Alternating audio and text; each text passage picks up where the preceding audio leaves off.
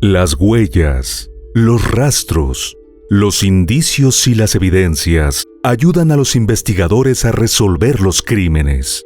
El pasado de la víctima y del victimario nos ayudan a comprender su comportamiento. Todo esto forma parte del expediente criminal. Y aquí te lo presento. Soy Ángel y te doy la bienvenida a este canal. Antes de empezar con el video, recuerda suscribirte y activar la campanita para que recibas una notificación cada vez que suba algo nuevo.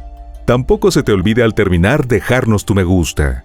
Sin nada más que agregar, acompáñame a conocer todos los detalles de este expediente criminal. El caso de Marianne Baadstra. Marianne Baadstra nació el 10 de agosto de 1982 en el pueblo de Zwanenstein, Holanda, actualmente Países Bajos. Fue el orgullo de su padre, Bauke Baadstra, y de su madre, Maaike Terpstra. Aunque es poco lo que se sabe de su vida temprana, trascendió que creció en un hogar armónico, donde el amor de sus padres contribuyó a formarle una personalidad agradable. Fue descrita como alegre, extrovertida y llena de vida. Era creativa, le encantaba cantar y quería convertirse en estilista. Tenía gran habilidad para hacer amigos, pues su buen carácter hacía que se llevara bien con la mayoría de las personas. A sus 16 años se rodeaba de muchas amistades, pero su mejor amiga, casi como hermana, era Afie Klosterman, de 17. Andaban juntas para arriba y para abajo. Las dos chicas tenían novios, pero eso no las distanció. Por el contrario, los integraron a ellos a su bonita amistad.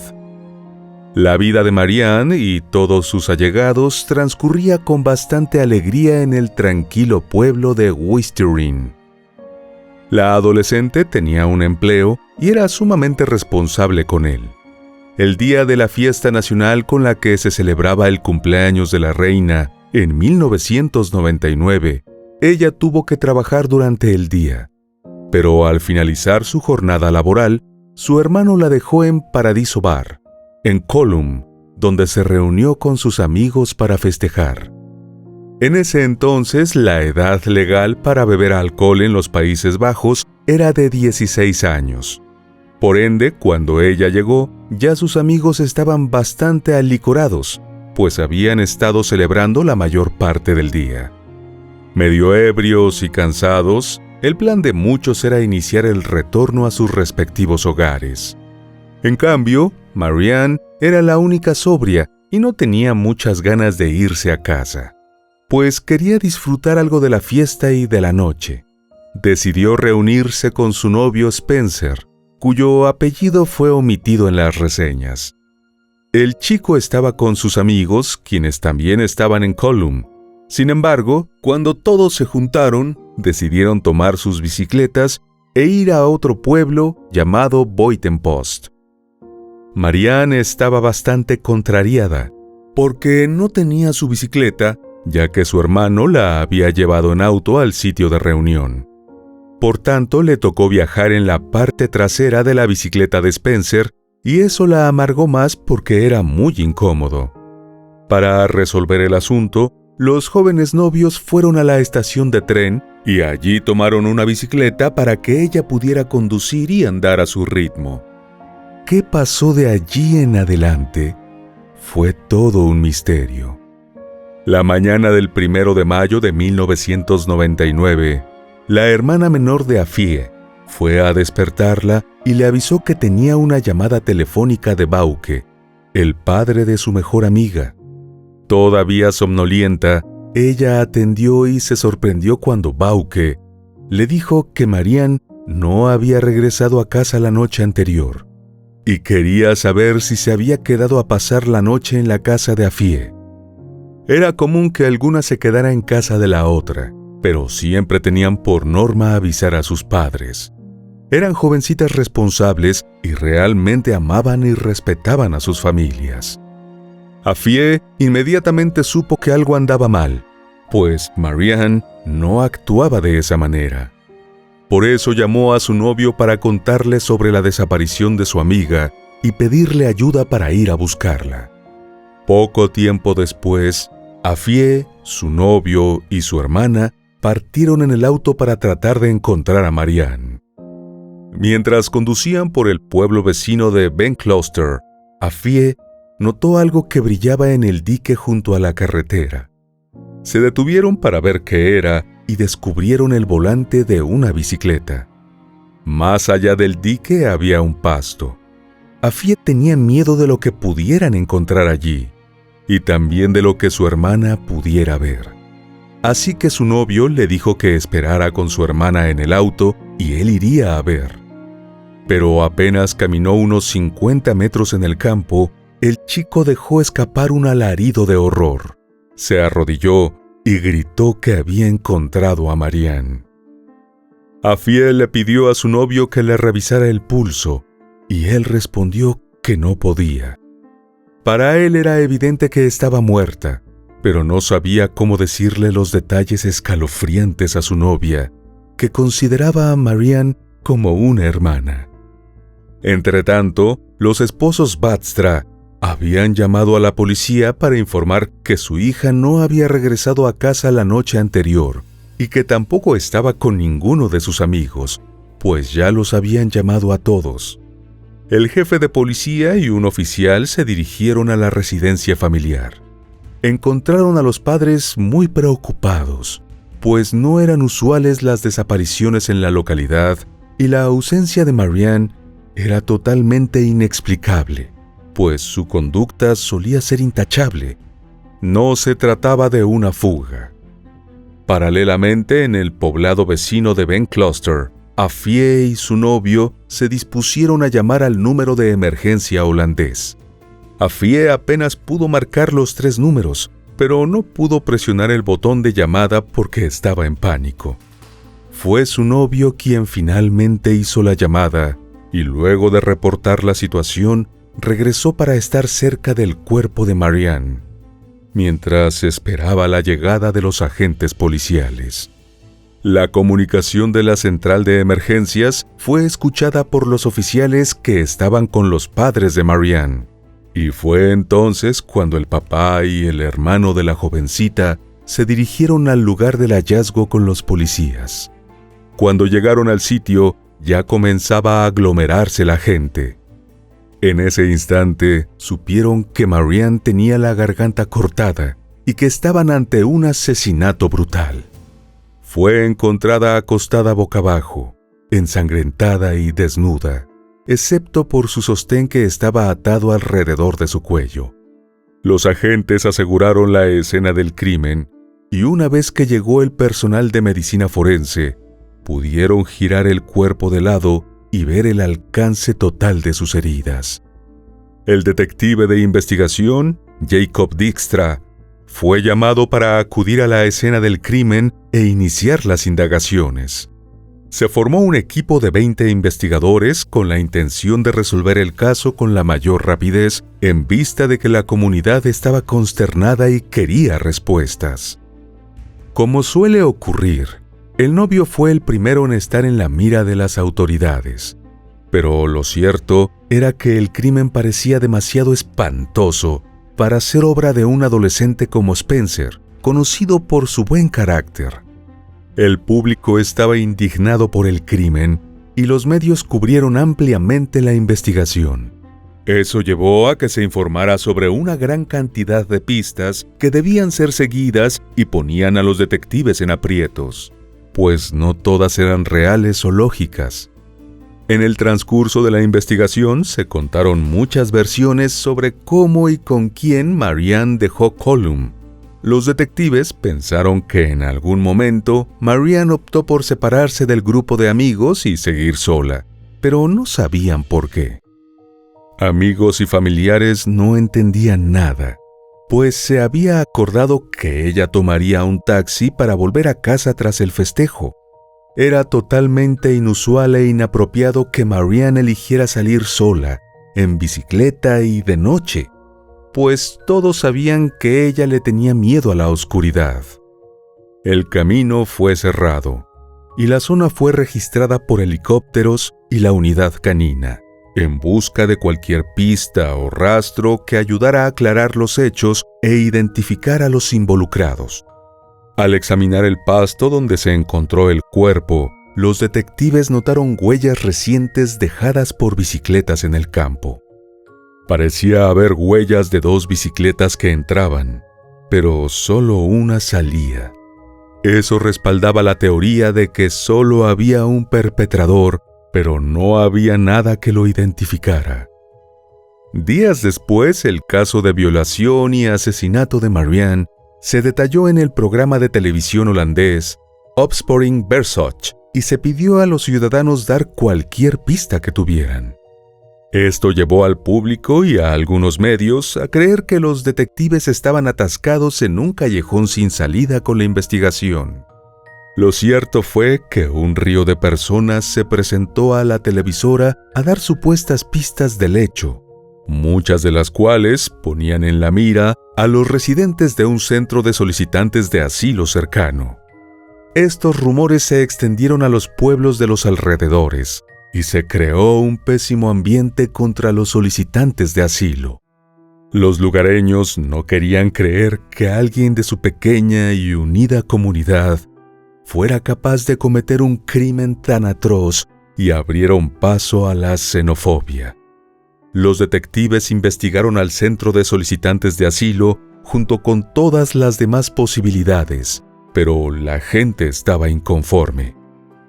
Mientras comenzaban a hacer un perfil psicológico del agresor para poder armar una lista de posibles sospechosos, les llegó información de que habían encontrado esperma en el cuerpo de Marianne, lo que les proporcionó el ADN necesario para dar con el culpable.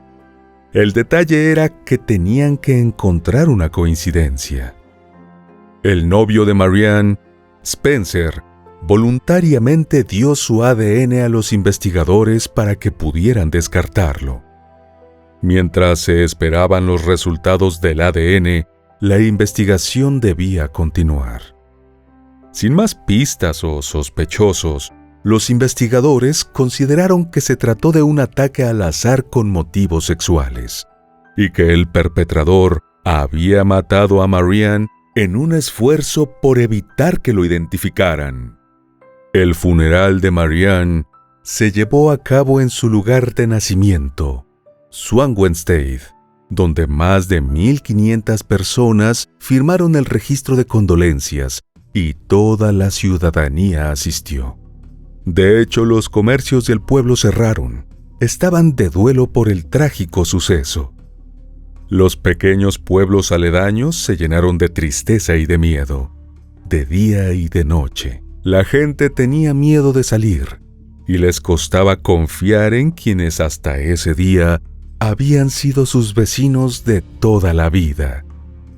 El 7 de mayo, la familia de Affie, los Klosterman, organizaron una marcha silenciosa en protesta por el crimen atroz y sorprendentemente tuvieron una asistencia masiva calculada en unas 20.000 personas. Jan Klosterman, el padre de Affie, recibió llamadas de todo el país. Todos se preguntaban si el asesino estaba en la concentración. Al final del evento, Affie, como mejor amiga, y Bauke, el padre de Marianne, dieron hermosos discursos preparados en honor a la jovencita. El alcalde aprovechó la presencia de los medios para pedirle al asesino que se entregara. Sin embargo, eso no ocurrió. La investigación parecía atascada y Bauke estaba perdiendo la fe en los detectives. Se puso en contacto con Peter de Vries, un conocido periodista policial, y le pidió ayuda para resolver el caso de su hija. Pero Peter le sugirió darle un poco más de tiempo a la policía para hacer su trabajo investigativo. Él pensaba que en mes y medio podría estar resuelto el caso. Acordaron que si no había solución en ese tiempo, se reunirían de nuevo. Ninguno podía prever lo extenso que sería el plazo de espera, ni el vínculo que formarían ambos. Mientras los detectives seguían formulando teorías diferentes y trabajando con seriedad en el caso, el público, los medios y la familia aún creían que el crimen era demasiado atroz para haber sido cometido por alguien de la comunidad. Las miradas seguían puestas en los solicitantes de asilo, unas 400 personas que estaban en el centro de refugiados. Los rumores iban y venían. Se llegó a decir que Marianne estaba saliendo en secreto con un chico del centro de refugiados. Pero sus amigos desmintieron eso de inmediato, pues sabían que la chica estaba perdidamente enamorada de Spencer y él de ella. Otro rumor fue que un refugiado de 15 años, llamado Faek, estaba en el Ringo Bar durante el festejo del cumpleaños de la reina y trató de bailar con Marianne. Pero ella no quiso, y ante la negativa, Faek le hizo un gesto, moviendo su mano de un lado a otro sobre su garganta. Los investigadores lo encontraron rápidamente y lo interrogaron. Confirmó la historia sobre el gesto de la mano, y cuando se le pidió una muestra de ADN, estuvo de acuerdo y se envió para su análisis.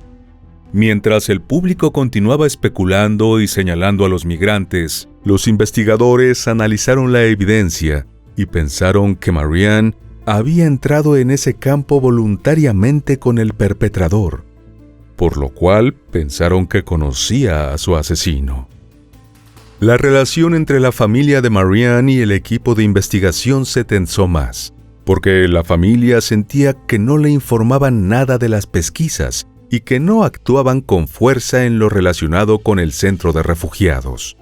El descontento fue creciendo, hasta el punto que el 12 de mayo fue necesario desplegar seguridad adicional en el centro de solicitantes de asilo. Ese día ocurrieron fuertes disturbios protagonizados por los lugareños, algunos de los cuales parecían dispuestos a buscar venganza o tomar justicia por mano propia. De hecho, luego hubo agresiones directas contra el centro y personas arrojaron cócteles Molotov para prenderle fuego. Pero la ira estaba injustificada. Cuando se recibieron los resultados de las pruebas de ADN, tanto Spencer como Faek fueron descartados. Luego, Piet Smith, de 32 años, fue arrestado bajo sospecha de asesinato premeditado. Era de Swanwenstein, el propio pueblo de Marianne. Fue descrito como un alcohólico y era impopular entre los residentes. Un testigo dijo que lo vio la noche del asesinato con la ropa ensangrentada. Mientras Piet estaba en una celda, su nombre y cada detalle de su vida estaban en todos los periódicos. Pero se supo que el supuesto testigo había inventado todo. Piet también dio una muestra de ADN que no coincidió. Fue puesto en libertad, pero la gente lo siguió mirando con desconfianza. El siguiente sospechoso surgió cuando un testigo informó haber visto a un hombre caminando cerca de las vías del tren esa noche. Una vez que se corrió la voz de que él era una persona de interés en el caso, el hombre llamó a la policía y se identificó como el caminante. Contó que vivía con sus padres en Franeker, un pueblo al oeste de Frisia, y el día de la reina había decidido salir a caminar, y así llegó a estar en Ben Closter. Es una caminata bastante larga. De hecho, Franeker está a 40 kilómetros de Ben Closter, y según Google Maps, tomaría alrededor de 8 horas caminar esa ruta en una dirección. Un colega de Walker, cuya identidad no fue revelada, también relató a la policía que él les había dicho que había hecho algo terrible que no podía revertirse.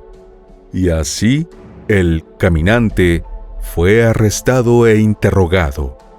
Paralelamente, los investigadores revisaban los registros del Centro de Solicitantes de Asilo, donde había un libro en el cual se asentaban los datos de los refugiados que entraban y salían del centro, a la hora en la que salían de los terrenos y hacia dónde se dirigían. Descubrieron que durante el tiempo del asesinato hubo 2 hombres que fueron expulsados del centro, pero que no habían declarado a dónde pretendían ir ni qué pretendían hacer. Eran Ali, de 26 años, y Mohammad, de 19. El mismo Bauke, el padre de Marianne, se acercó una vez más al reportero policial Peter y le suplicó que se involucrara. Peter cumplió su palabra. Comenzó a investigar el caso y se enteró de los 2 refugiados que estaban desaparecidos la noche del asesinato. En julio, el popular programa de televisión de Peter dedicó un episodio al caso de Marianne, informando al público que la policía tenía fotos de los refugiados buscados, pero aún no las había liberado. También confirmó que esos refugiados estuvieron en el mismo club nocturno que Marianne esa noche y se fueron poco después que la adolescente. Esto volvió a poner al centro de asilo en el foco de atención, y la tensión siguió aumentando entre la comunidad local y los refugiados. A principios de octubre, una avioneta lanzó volantes sobre las aldeas anunciando que la noche del 7 de octubre se llevaría a cabo una protesta silenciosa contra el centro de solicitantes de asilo. Los volantes mostraban el texto: «Hay peligro para nosotros y nuestros hijos». Muchas personas asistieron a la protesta, incluido Bauke. Desesperado por una respuesta, pronunció un encendido discurso en el evento. El alcalde reaccionó haciendo una reunión para dirigirse a la comunidad y hablar en contra de la xenofobia, lo que provocó disturbios y miembros de la comunidad lo atacaron. La policía tuvo que intervenir para protegerlo y terminar la reunión. El 9 de octubre se informó que Ali había sido encontrado en Estambul y arrestado por la policía turca.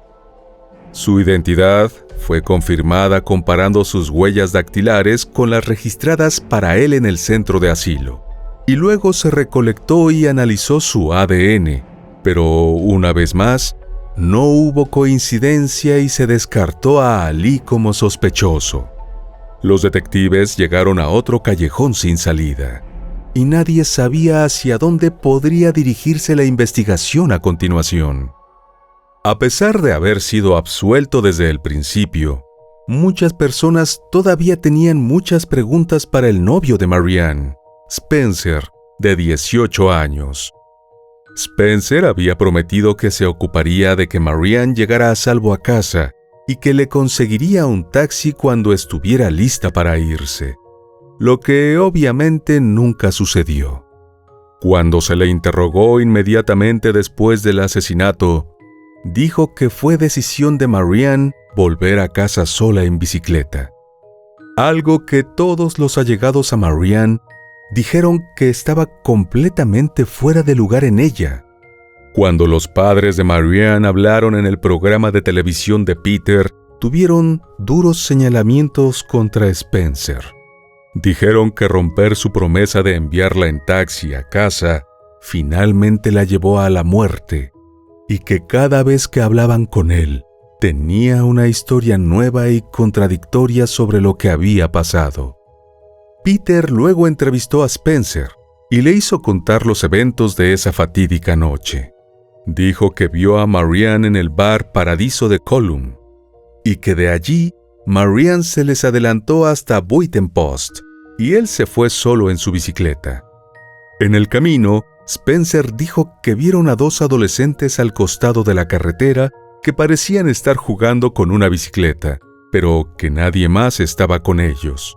En la entrevista con Peter, afirmó que reconoció a las 2 personas y que eran amigos suyos y de Marianne. Sin embargo, esto contradecía su declaración a la policía. Le había dicho a la policía que no tenía idea de quiénes eran las 2 personas y que estaba demasiado oscuro para verlos con claridad. Todo era muy sospechoso y no tenía ningún sentido. Pero al final del día, Spencer había dado voluntariamente su ADN y eso había probado su inocencia. El 20 de diciembre de 1999, 8 meses después del asesinato, los investigadores pidieron a personas del público que ofrecieran voluntariamente un total de 150 muestras de ADN. Querían recolectar la mayor cantidad de ADN posible y hacer pruebas de ADN a gran escala, pero el Ministerio Público había establecido un límite y dijo que solo podían solicitar un total de 150 muestras de ADN para la prueba, y no más. Los hombres seleccionados eran personas fuera del círculo de conocidos de Marianne, personas con las que la policía se había encontrado en algún momento de su investigación, personas conocidas por frecuentar trabajadores sexuales y servicios de acompañantes y personas consideradas probables delincuentes sexuales. El grupo, mucho más pequeño que el deseado de muestras de ADN, se envió para su análisis y los resultados arrojaron que ninguna de las muestras coincidía con el ADN del asesino. Casi un año después, en noviembre de 2000, el caso aparentemente se había estancado. Peter guió a la familia Batstra a confrontar al Ministerio Público por el problema de no poder realizar pruebas de ADN a gran escala. Hubo casos en los que esto resolvió crímenes en otros países, como Alemania e Inglaterra, donde los propios culpables habían dado voluntariamente su ADN para la prueba. ¿Por qué no hacerlo en los Países Bajos? El Ministerio Público dio razones como la privacidad y protección de las personas y afirmó que las creencias de los investigadores estaban alineadas con las del Ministerio Público, lo que resultó ser mentira. El equipo de investigación había estado solicitando realizar pruebas de ADN a gran escala durante el último año, pero los investigadores habían ocultado esta lucha al público. Para julio de 2001, más de 2 años después de que se cometió el asesinato, los investigadores declararon que habían creado un perfil muy completo del sospechoso, y una vez más estaban presionando para que se realizaran pruebas de ADN a gran escala. Querían comenzar examinando a todos los hombres de entre 20 y 45 años dentro de un área de 5 kilómetros alrededor de donde ocurrió el crimen.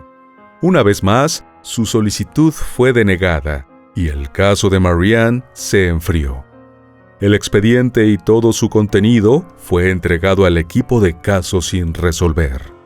La familia y los amigos de Marianne hicieron lo mejor que pudieron para continuar viviendo sus vidas mientras esperaban y rezaban para que saliera a la luz nueva información y que finalmente pudieran obtener algún grado de cierre y justicia.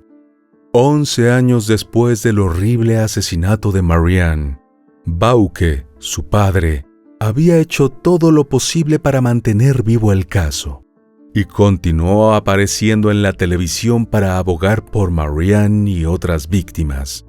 En ese momento, se formó un equipo de especialistas en 3D y crearon una descripción detallada de la escena del crimen y de todas las pruebas reunidas.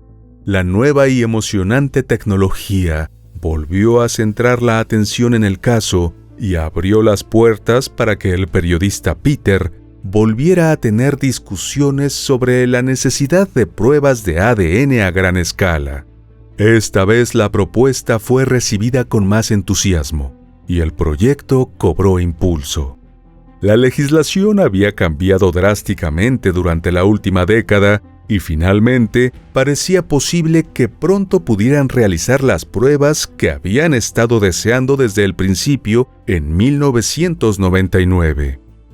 El 6 de septiembre de 2012, finalmente se aprobó una ley que permitía el uso de ADN genealógico en casos penales, lo que significaba que a partir de ese momento, era posible que los investigadores hicieran pruebas a gran escala legalmente y compararan el ADN del asesinato de Marianne con las muestras recolectadas comparando su cromosoma Y para encontrar una coincidencia familiar. Hubo una conferencia de prensa en la que se pidió a los hombres elegibles que proporcionaran su ADN para la prueba. La familia de Marianne tenía la esperanza de que esto finalmente llevaría a la captura del asesino.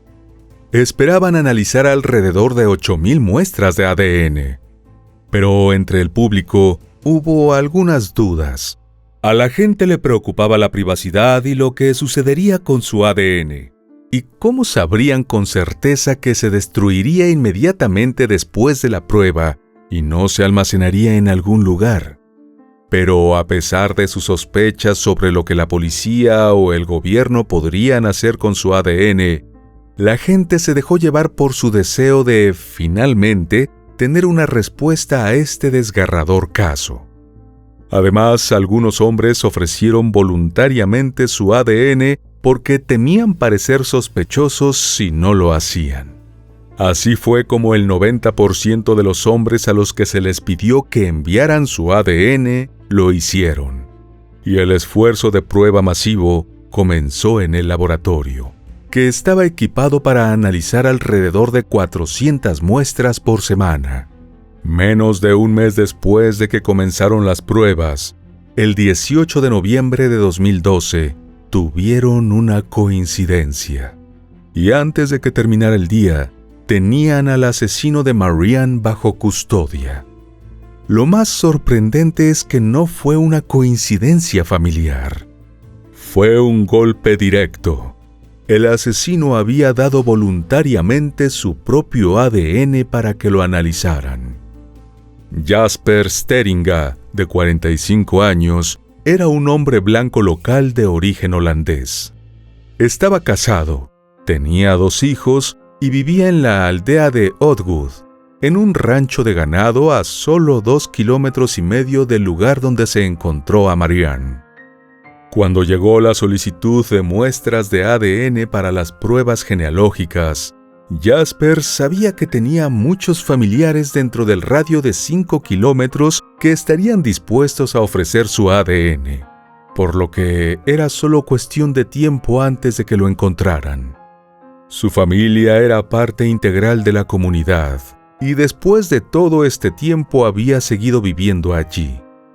La noticia fue un duro golpe para los lugareños, quienes pensaron siempre que el asesino no podía ser alguien que perteneciera a la zona. El 28 de marzo de 2013, el caso fue a juicio, y el público finalmente se enteró de lo que sucedió esa horrible noche 14 años atrás. Según Jasper, la tarde del 30 de abril de 1999 estaba en la granja ordeñando sus vacas.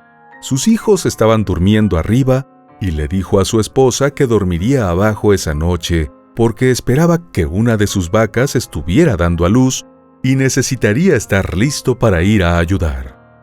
Después de ordeñar sus vacas, emprendió el regreso a la casa con la intención de acostarse, pero cambió de opinión. Se montó en su bicicleta y decidió dar un paseo para despejar su mente, como había hecho muchas veces antes. Se reveló que en estos paseos nocturnos, Jasper solía ir en bicicleta a la provincia vecina de Groningen para visitar a las trabajadoras sexuales, aunque él negó haber salido la noche en cuestión con algún tipo de frustración o intención sexual. Había tenido algunas noches inquietas debido a las vacas preñadas y los terneros recién nacidos en la granja, así como el estrés general de la familia. Su mención de que tenía muchas cosas en la cabeza era parte de su estrategia de defensa, y estaba tratando de convencer al juez de la falta de premeditación, deliberación tranquila o consulta tranquila. Continuó diciendo que mientras estaba en este paseo en bicicleta, se cruzó con Marianne y de la nada, de repente pensó para sí mismo que ella era suya. Se dio la vuelta y la alcanzó sacándola de su bicicleta, poniendo su brazo alrededor de su rostro y cubriendo su boca. Marianne le mordió el brazo con fuerza y Jasper sacó el cuchillo y se lo acercó al cuello. Sabiendo que su vida estaba en peligro, Marianne no tuvo más remedio que cooperar. La arrastró al campo, le dijo que se quitara la chaqueta. Le quitó el resto de la ropa con ayuda del cuchillo y la obligó a todo tipo de prácticas sexuales degradantes. Agregó que tras abusar de ella, recobró el sentido y se dio cuenta de lo que estaba haciendo. Pensó en su familia y en cómo esto los afectaría, y comenzó a entrar en pánico. Le dio la vuelta a Marianne, agarró su sostén de la hierba, lo envolvió alrededor de su cuello y comenzó a estrangularla con él. Jasper lloró mientras le decía a la corte que cuando no pudo terminar con la vida de Marianne por estrangulamiento, usó su cuchillo para cortarle la garganta una vez. El juez lo corrigió. De hecho, le había cortado la garganta 3 veces. El 19 de abril estaba listo el veredicto. Ya se había declarado culpable, por lo que no era una cuestión de culpabilidad o inocencia, sino cuánto tiempo cumpliría. En ese momento, la sentencia más larga posible por asesinato en los Países Bajos era de 20 años. Jasper Steringa fue sentenciado a 18 años por el brutal asesinato premeditado y múltiples violaciones de Marianne Baadstra. Sin embargo, debido al tiempo cumplido y al buen comportamiento que ha tenido en prisión, se espera que sea liberado en 2023, lo que significa que solo habría cumplido un total de 10 años en prisión por estos actos atroces. El recuerdo de Marianne vive en los corazones de sus seres queridos. Su padre Bauke y su madre Maike han librado diferentes batallas, mientras él sigue apoyando diversas causas que defienden a las víctimas de delitos violentos. Ella ha acudido a los tribunales para tratar de impedir las publicaciones destinadas a librar de culpa al homicida y que alientan teorías conspirativas dirigidas a culpar a los migrantes que han buscado asilo en la localidad. Y bueno, querido oyente, hasta aquí el caso de hoy. Te espero en otra entrega para que juntos analicemos todos los detalles de los más terribles crímenes de la historia. Nos vemos hasta el otro expediente criminal. ¡Adiós!